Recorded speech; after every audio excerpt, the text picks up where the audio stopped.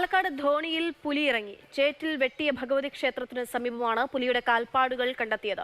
പുലിയെ പിടിക്കാനുള്ള നടപടികൾ വൈകുന്നതിൽ പ്രതിഷേധിച്ച് നാട്ടുകാർ വനംവകുപ്പ് ഓഫീസ് ഉപരോധിച്ചിരുന്നു. രാവിലെ എണിച്ചിട്ട് നായനെ തിരയുമ്പോൾ കാണാനില്ല. അപ്പോൾ ഈ ഭാഗത്താണ് സൗണ്ട് കേട്ടത്.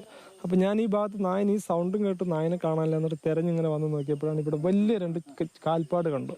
പുലർച്ചെ 4 മണി. വീട്ടിലെ നായ നിർത്താതെ കുരയ്ക്കുന്നത് കേട്ടാണ് ഷംസുദ്ദീൻ ഉണർന്നത്. നോക്കിയപ്പോൾ ഒന്നും കണ്ടില്ല.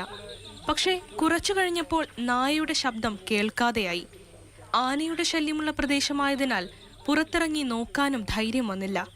നേരം വെളുത്തപ്പോൾ നായയെ കാണാനില്ല. വീടിന്റെ പുറകിൽ പോയി നോക്കിയപ്പോഴാണ് പുലിയുടെ കാൽപ്പാടുകൾ കണ്ടത്.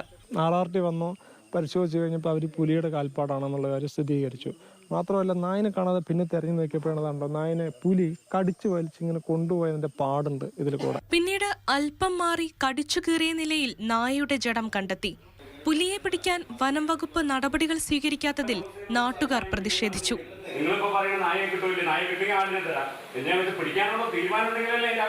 മാതൃഭൂമി ന്യൂസ്, പാലക്കാട്.